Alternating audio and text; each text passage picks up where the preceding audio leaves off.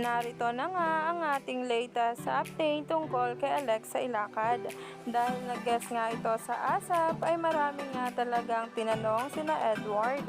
Lalong-lalo na nga sa special someone nito ngayon na dinededicate nga raw ang kanyang kanta na kung saan ang title pa lamang ay halatang si KD Estrada na nga ang tinutukoy.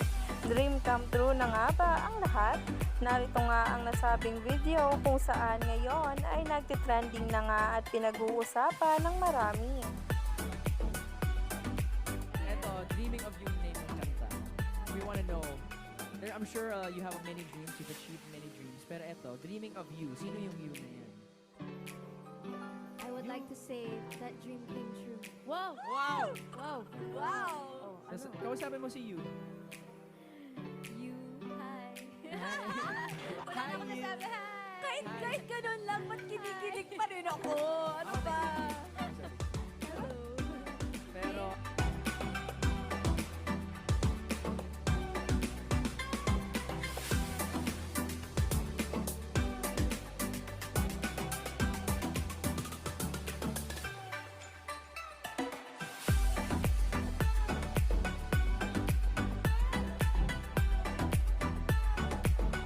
Kilig na kilig ngayon ang mga sweethearts dahil sa paayuda nga ng maraming ang netizens sa kanilang mga videos kung saan nga talaga ay umani na ng samot-saring komento sa social media.